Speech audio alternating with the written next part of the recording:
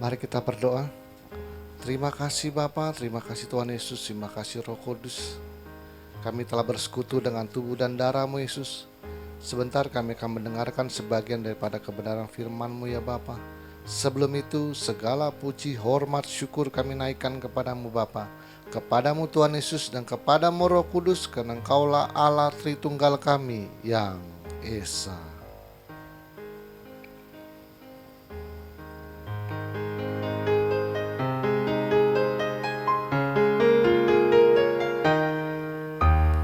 Hormat bagi Allah Bapa, hormat bagi anaknya, hormat bagi Roh penghibur ketiganya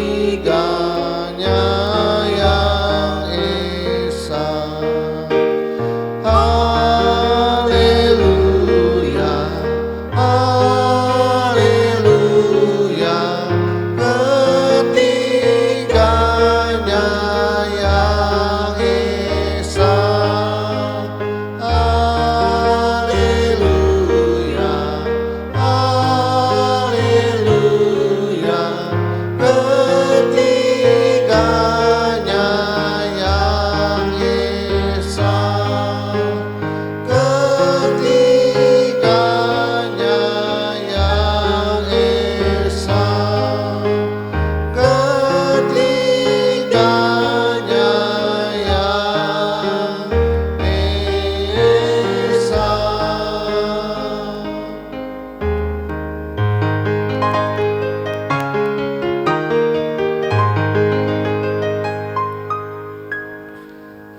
Berikanlah kami pengetahuan, pengertian, dan akal budi-Mu ya Tuhan, supaya kami menjadi orang bijaksana dan rendah hati seperti diri-Mu.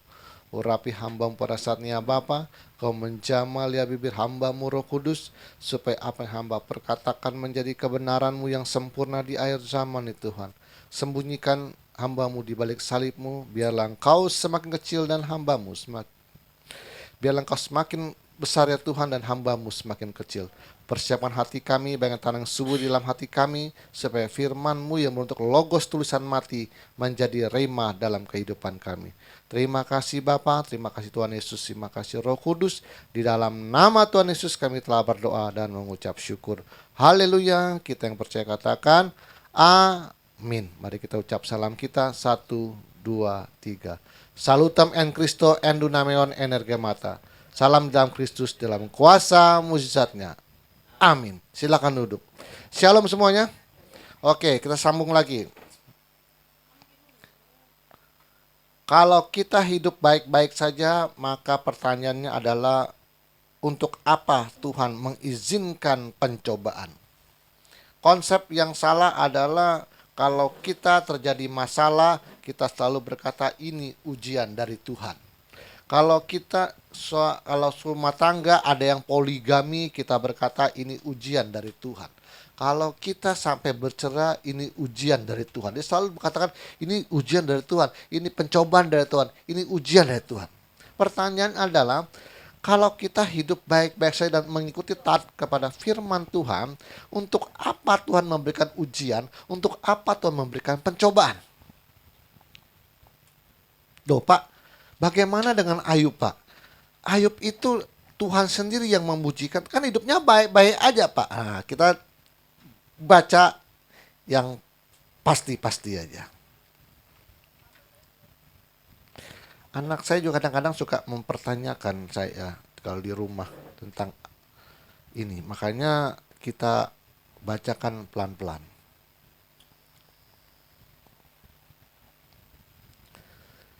Ayub 1. Saya mau baca pelan-pelan. Ada seorang laki-laki di tanah Uz bernama Ayub. Orang itu saleh, 1. Jujur, 2. Takut akan Allah, 3. Dan menjauhi kejahatan. Jadi Tuhan memuji Ayub ini adalah orang yang saleh, jujur, dan takut akan Allah. Dan menjauhi kejahatan. Jadi orang ini saleh, jujur. Pak, kan hidupnya baik-baik aja. Iya, tapi Tuhan hanya memuji orang itu saleh, jujur, takut akan Allah dan menjauhi kejahatan. Ayub mungkin tidak pernah maling. Oke, setuju. Ayub kan kaya, untuk apa dia maling? Nah, berarti dia kan menjauhi kejahatan. Dia sangat takut akan Allah. Buktinya apa? Setiap dia menduga kalau anaknya berbuat jahat, dia memberikan kurban kepada setiap anaknya. Anaknya 10, ya 10 kurbannya. Artinya dia masih ada rasa takut akan Allah. Setuju. Jujur. Ya mungkin dia nggak pernah nipu orang. Ya, kita berandai-andai aja sesuai dengan perkataan Tuhan. Orangnya saleh, baik. Pertanyaannya adalah, kalau dia memang orang yang seperti yang dikehendaki Tuhan, kenapa dia selalu berkata, mungkin anak-anakku sudah berbuat dosa dan telah mengutuki Allah di dalam hati. Demikianlah dilakukan Ayub senantiasa. Dalam terjemahan bahasa Indonesia, ya, yang mudah dibaca, sehabis setiap pesta, Ayub selalu bangun pagi-pagi dan mempersembahkan kurban untuk tiap-tiap anaknya supaya mereka diampuni Tuhan. Sebab Ayub berpikir boleh jadi anak-anaknya itu sudah berdosa dan menghina Allah tanpa sengaja. Tuh. Dalam mendidik anak-anaknya, masuk dalam kategori 4 hal yang dipuji Tuhan nggak? Ayo coba. Dalam mendidik anak-anaknya, termasuk dalam 4 pujian Tuhan nggak menurut Anda? Dalam mendidik anak-anaknya, Ayub mendidik anak-anaknya, itu termasuk dalam 4 pujian dari Tuhan nggak? Enggak. Apa hubungannya saleh dengan mendidik anak-anak?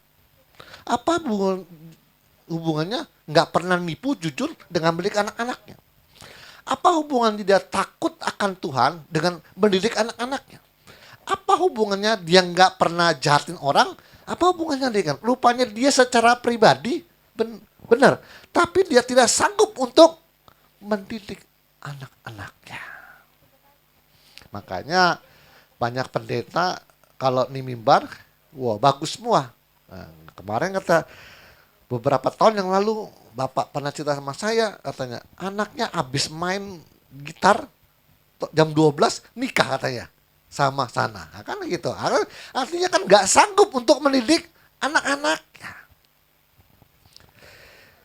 Kesalahannya Ayub yang pertama adalah tidak sesuai seperti yang dikehendaki Allah, karena dia tahu dia sudah menduga anak-anaknya bakal menghina Allah.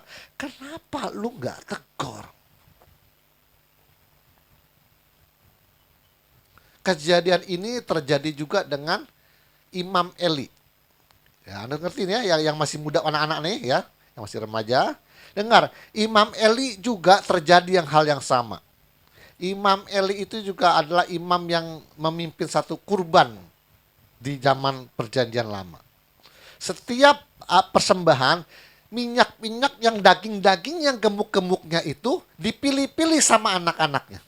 Oh ini besar nih, diambil yang mana? Ambil, dipilih-pilih yang mana? Makanya Alkitab bilang engkau bertubuh gemuk, Imam Eli dia bilang, karena kamu memakan daging yang terbaik. Itu hasil apa? Hasil dari pilihan-pilihan koleksi dari anaknya. Tapi masalahnya Tuhan pernah negor, dan Alkitab berkata tetapi Eli tidak menegur anak-anaknya. Jadi dari cerita Imam Eli, anak-anaknya berbuat curang di dalam persembahan kurban, Eli bapaknya tidak negor. Hasilnya apa? Ketiga anaknya mati. Oke. Eli juga mati benar? Sedang duduk loh. Dia kaget karena tabut perjanjian direbut orang. Kaget tuh jatuh, lehernya patah mati. Oke. Menurut Anda, Imam Eli ada di Hades atau di Firdaus?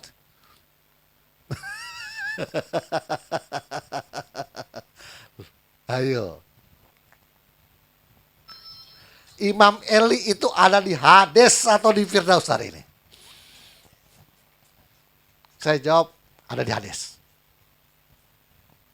Karena anaknya mati Dan dia juga matinya apes. Matinya kaget tuh nggak? Karena dia waktu orang berperang itu tabut perjanjian direbut orang. Kaget dia, kejungkal ke belakang, akhirnya patah dan mati. Ada di Hades. Tuh. Imam aja yang mimpin di hukum Taurat aja bisa matinya apes, kaget. Oke. Kesalahan Ayub adalah menurut Tuhan ini tidak sesuai dengan kehendaknya. Makanya karena tidak sesuai dengan kehendak dan pikiran Tuhan, makanya anak-anaknya tewas semua. Dan melalui anak-anaknya Ayub itu menderita enggak? Iya. Tuh, kena pencobaan. Kenapa? Tidak sesuai dengan kehendak Allah. Ayub 4:2-3. Firman-Mu, siapakah dia yang menyelubungi keputusan tanpa pengetahuan? Itu sebabnya tanpa pengertian loh. Aku telah bercerita tentang hal-hal yang sangat ajaib bagiku dan yang tidak ku ketahui. Hanya dari kata orang saja aku mendengar tentang engkau, tetapi sekarang mataku sendiri memandang engkau. Oleh sebab itu aku mencabut perkataanku dan menyesal aku duduk dalam debu dan abu. Kesalahan yang pertama Ayub adalah, ya saya lagi nyari selumbarnya orang, adalah dia tidak mendidik anak-anaknya dengan benar.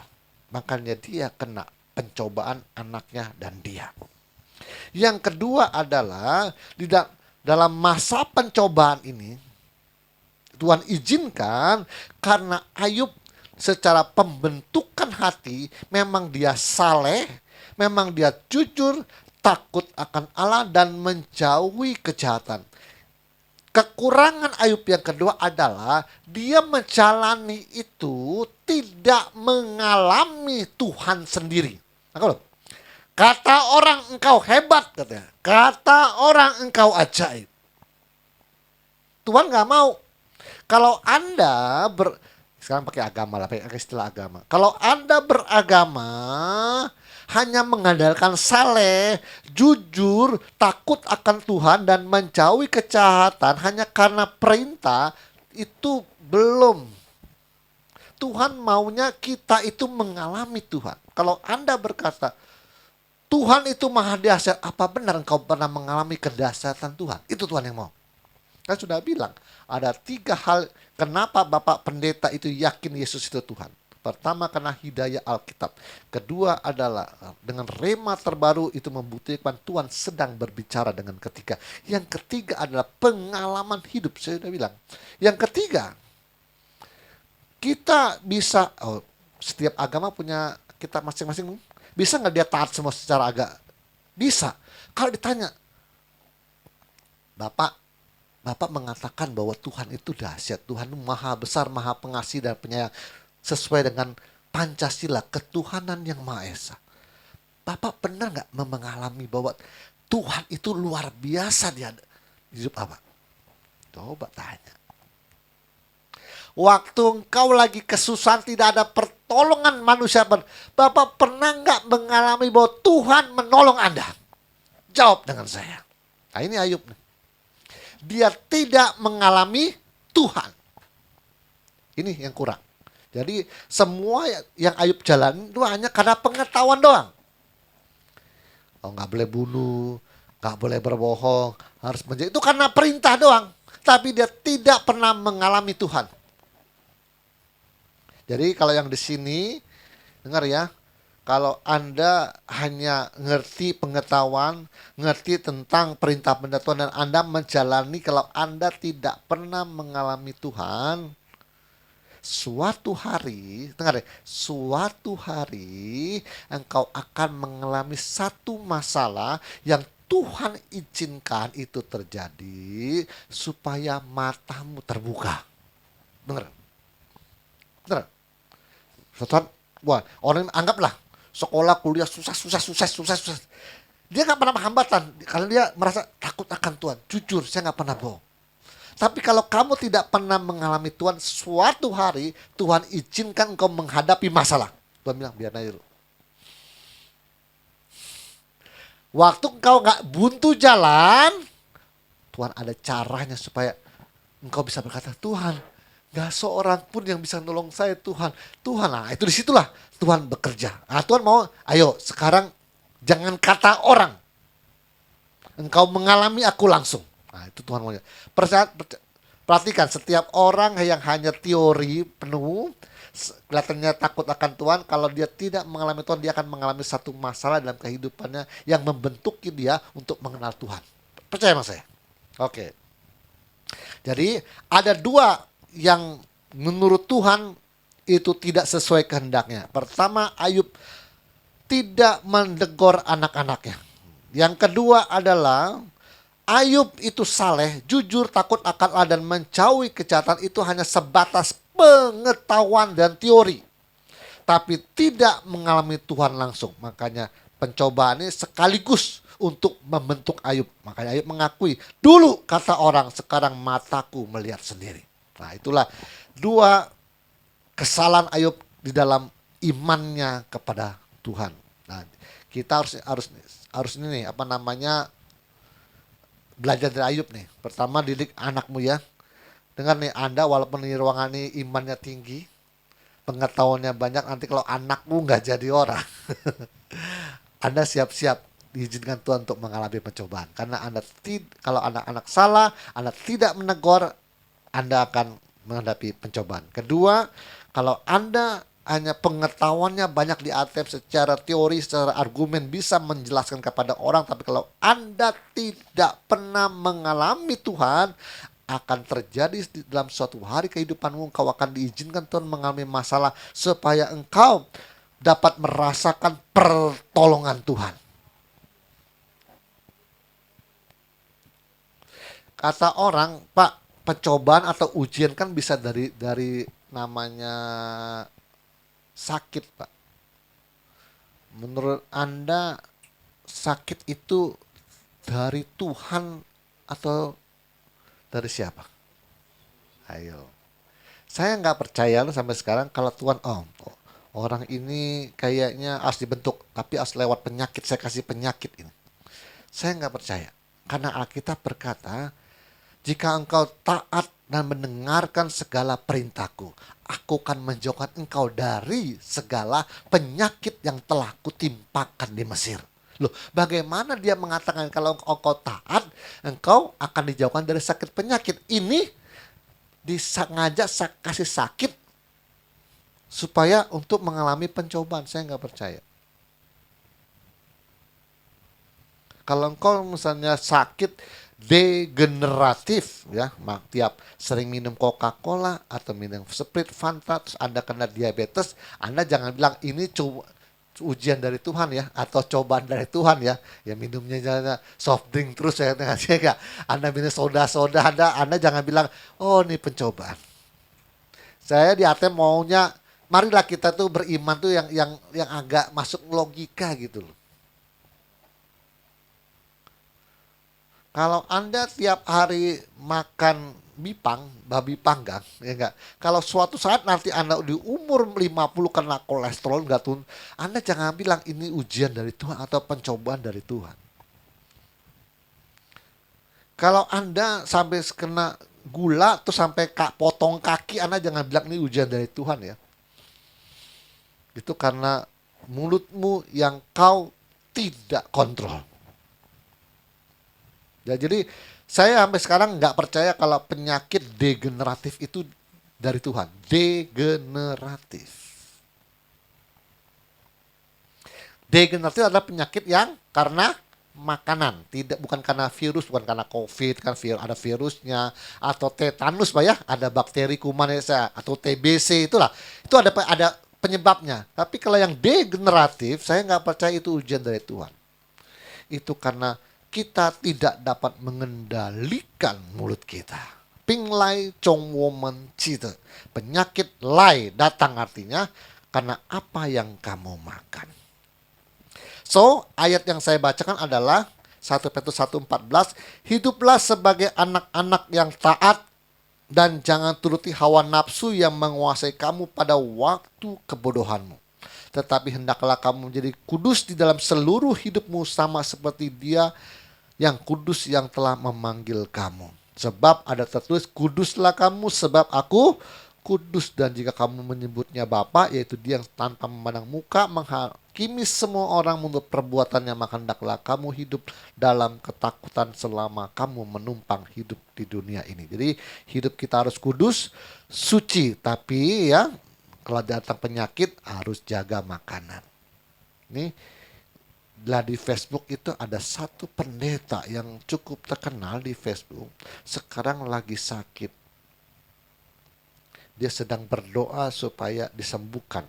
Dan pengikut-pengikutnya, jemaat-jemaatnya di kolom komen saya baca itu selalu berdoa bagi Bapak Gembala, berdoa bagi Pak Pendeta, berdoa semua. Dalam nama Yesus sembuh. Saya ada ikutan komen. Tapi saya tidak bilang semoga sembuh, Pak. Saya tulis saja. Pinglai Chong Woman Cita. Saya terjemahin. Penyakit datang karena apa yang masuk dalam mulut. Di like sama yang punya akun alias pendeta itu. Saya mau bilang, Pak Pendeta, gerejanya cukup besar. Saya mau ngomong gitu. Dia enggak. Hidupnya mewah. Tolong kalau mau sembuh dari penyakit Bapak, makanannya. Gereja semakin besar, duitnya banyak, makannya di mana? Nah, Anda tahu, yang gerejanya besar, kalau gerejanya besar, duitnya banyak, Anda sering ketemu pendeta, makannya di mana? Saya komen aja. Pinglai Chongwoman Cita. Takutnya nggak ngerti, langsung saya translate aja. Penyakit datang dari apa yang kita makan. Oke. Terus, lalu apa sebenarnya dimaksud dengan memikul salib? Nah, sekarang apa sih yang maksud dengan memikul salib gitu? Ini yang namanya memikul salib bukan karena masalah penyakit atau pencobaan ya, untuk segala macam lah. Lalu sebenarnya apa yang maksud dengan memikul salib? Nih, jika setelah engkau jadi Kristen, kau dimusuhin oleh teman-temanmu yang tidak lagi seiman, itulah namanya pikul salib. Jikalau engkau setelah jadi Kristen, kau dihujat karena nama Yesus, itulah pikul salib. Tuhanmu disalib pakai kolor di tiang jemuran. Kalau Anda baca di komen, semuanya rata-rata komennya begitu. Lo udah pernah baca belum? Mengerikan.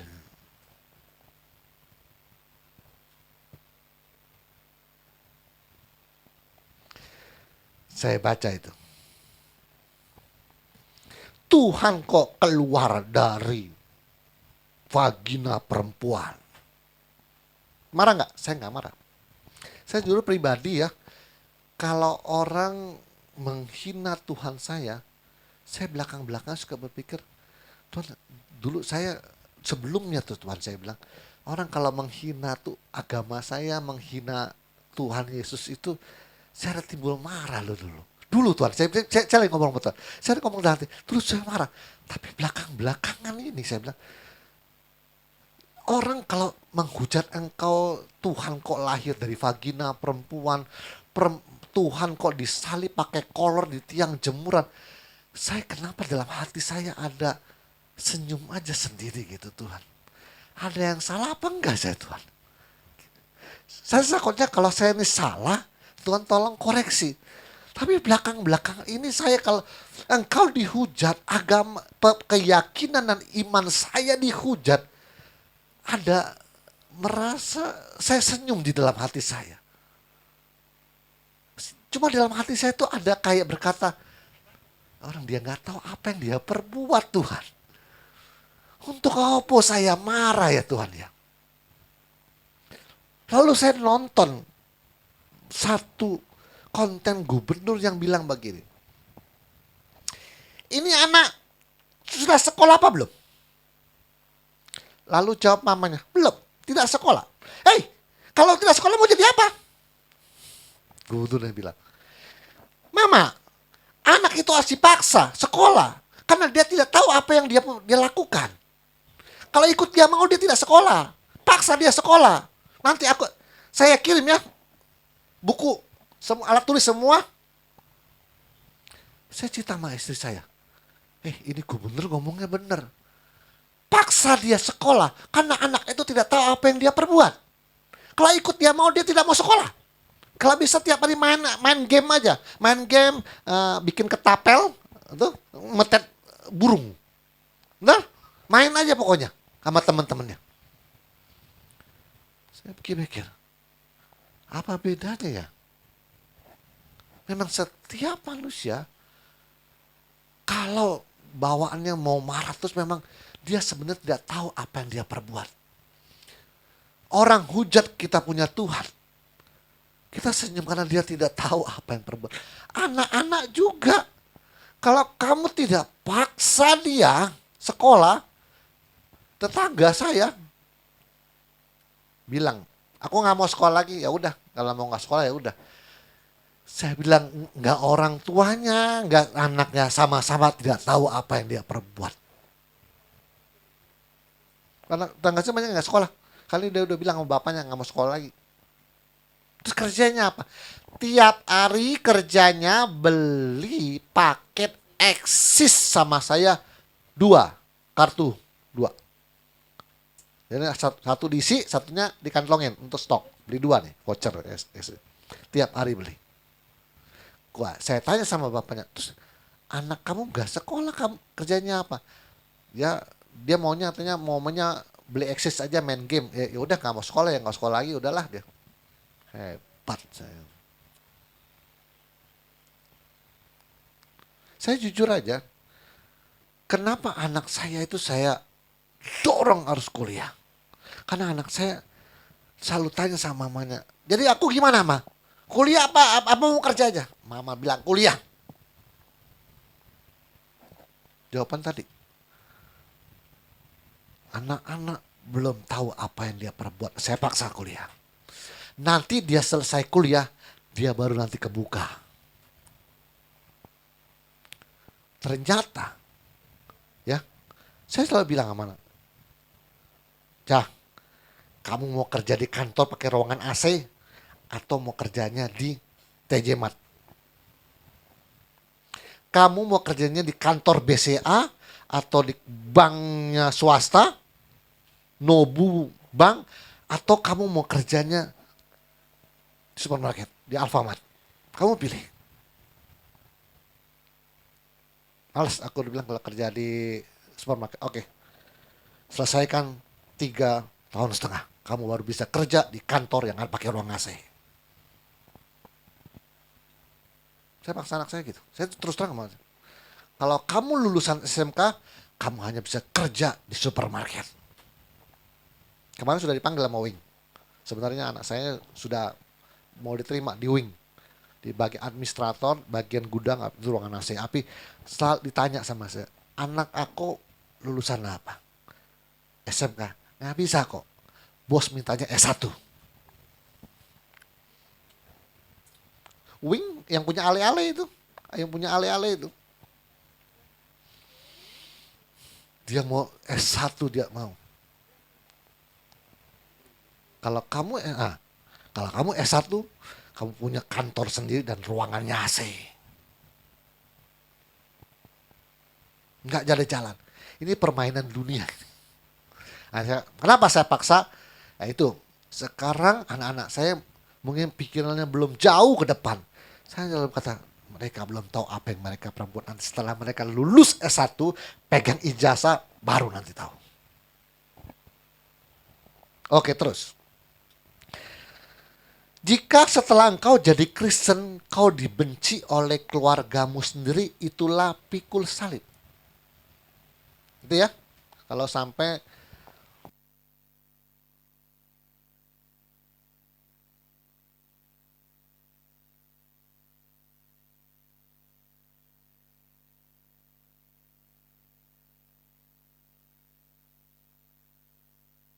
itu pikul salib.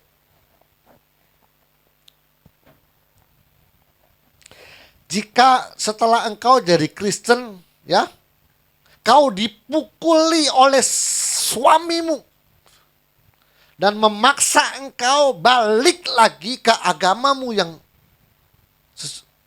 pertama. Itu pikul salib. Kau harus relakan tubuhmu menderita disabet oleh suamimu. Alkitab bilang apa? Masalah tubuh disabet nih, dipukul nih.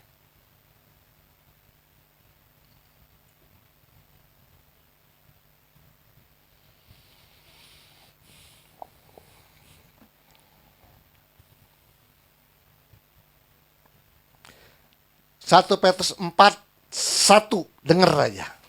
Saya bacain. Oke, boleh kalian punya handphone boleh buka. 1 Petrus 4:1.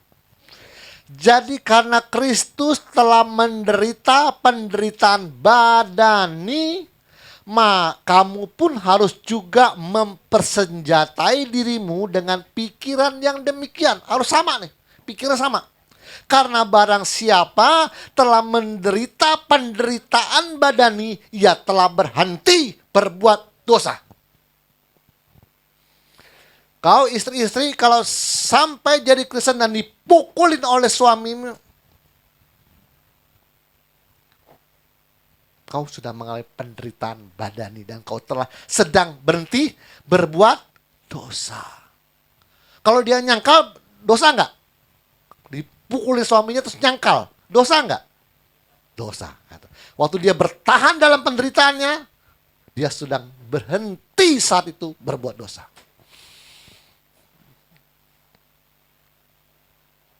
Ya, penyelesaian ke depannya bagaimana terserah. Apa mau lapor polisi atau gimana. Tapi minimal engkau pernah dipukul oleh suamimu karena agama. Itu pikul salib. Kau harus terima itu semua. Ya kalau sampai mengancam nyawa, ya Anda tinggal lapor ke kepolisian saja. Tapi minimal kalau dipukul jangan dendam gitu. Jika setelah engkau jadi Kristen, gerejamu dibakar dan dilarang ibadah, itulah pikul salib. Kalau gerejamu sampai dibakar dan dilarang ibadah, itu adalah pikul salib. Ayatnya ada. Sudah berapa menit? 30 menit aja nih. Hah? 32? Oke, ini terakhir aja. Saya mau 30 menit aja. 2 Timotius 3:12. Terakhir. 2 Timotius 3:12. Memang setiap orang yang mau hidup beribadah di dalam Kristus Yesus akan menderita aniaya. Ulang lagi 2 Timotius 3:12. Memang setiap orang yang mau hidup beribadah di dalam Kristus Yesus akan menderita aniaya. Jadi ikhlas, legowo. Barang siapa ingin mengikuti aku, ia harus menyangkal dirinya dan memikul salibnya setiap hari. Sampai di sini dulu, Tuhan Yesus memberkati dan mari kita berdoa. Terima kasih Bapa, terima kasih Tuhan Yesus, terima kasih Roh Kudus, hamba-Mu telah selesai ya Tuhan. Kiranya Engkau memberikan kami tubuh yang sehat Tuhan, supaya sepanjang minggu ini tubuh kami sehat dan dapat berkumpul lagi di tempat ini untuk melanjutkan pelajaran dan pengetahuan ini Tuhan. Terima kasih atas segala berkat dan pemeliharaan-Mu dalam kehidupan kami Tuhan. Terima kasih Bapa, terima kasih Tuhan Yesus, terima kasih Roh Kudus. Di dalam nama Tuhan Yesus kami telah berdoa dan mengucap syukur. Haleluya, kita yang percaya katakan amin. Tuhan Yesus memberkati. Yeah.